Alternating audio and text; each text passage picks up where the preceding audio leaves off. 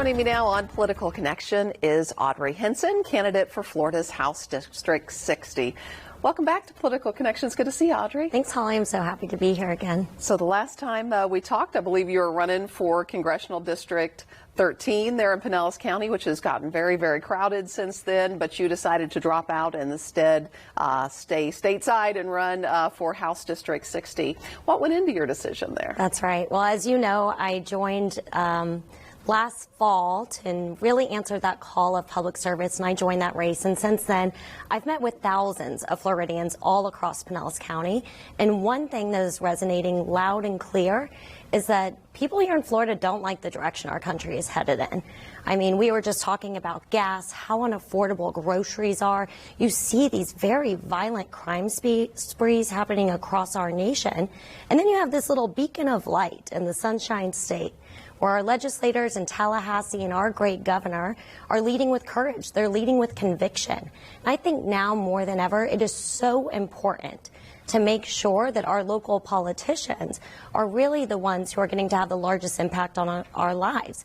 I mean, all politics is local, but now more than ever, with Joe Biden at the helm, I'm going to be able to fight in Tallahassee to keep businesses open, to protect children, to make sure that parents have rights. We're right here in Pinellas County.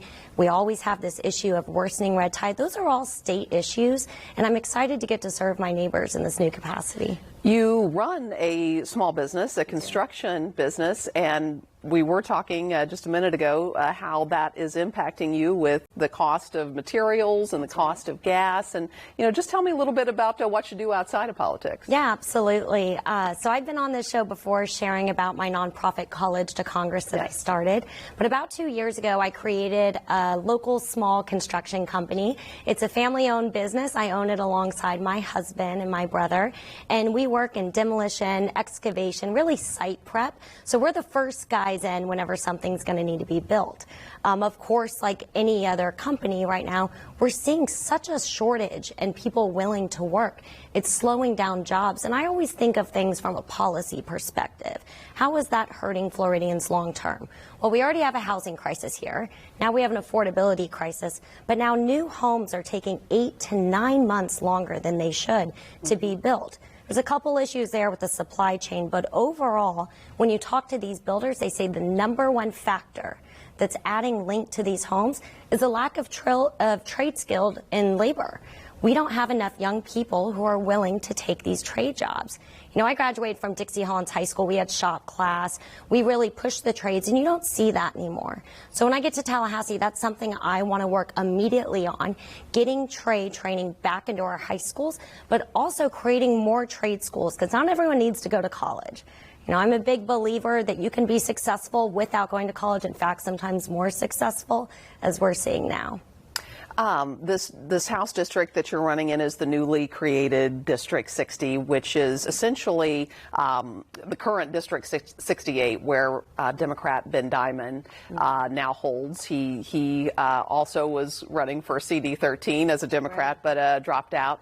But it's the same territory-wise, so it's basically a blue to purplish district. It seems like. What makes you think you could flip it? Well, I think just talk to any American at the grocery store right now. Talk to someone at a gas pump. Everyone is complaining about inflation. Everyone is complaining about affordability, and rightfully so. This is not the country that we all thought we were living in. And I think Republicans have a winning message right now. I'm the kind of conservative that I believe in compassionate conservatism. I think capitalism is a tool that we can use in that. I want to get people back to work. Also want to make sure we take care of our most vulnerable, our kids, you know, those who are disabled, our seniors. There's a place for services. I mean, I spent most of my life growing up on welfare. So I'm the kind of conservative that can really see these issues from a really dynamic lens, and I think that that message is going to resonate with my voters. You know, in St. Pete, most of my districts, St. Pete and Pinellas Park, we got a lot of independent minds and a lot of independent thinkers. And these people don't just want talking points from a party. Republicans and Democrats have been fighting for long enough. They want someone who's going to fight for them now, and that's what I'm here to do. If you win in the primary and go on to face the Democrat. That's Lindsey Cross in this race. Her signature issue has been for a very long time the environment. You touched a moment ago on red tide, but what do you see as the biggest environmental issue? What is the role that Tallahassee needs to play in that you would like to see different or changed or that you would take on? Yeah, two interesting things there. I just announced last week that I was getting into this seat, and the other primary opponent I had actually called me back down and endorsed me. So I'm now running unopposed in my primary, which is incredibly exciting. I'm so grateful for his support. You know, this is an issue when it comes to red tide. I've been advocating this long before I was even involved in politics.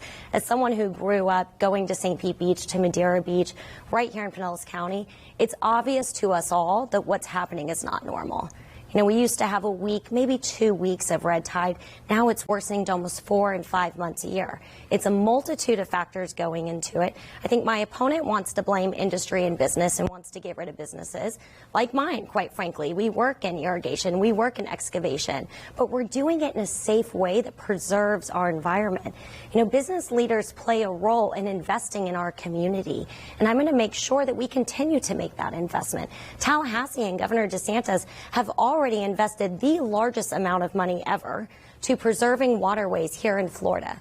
I think being a conservative means conserving the beautiful land that we've been given. That's our Gulf Coast here in Pinellas County, and I'm going to make sure to fight for that. That should be something everybody agrees on there. It's protecting what is bringing everybody here, one of the many things right now.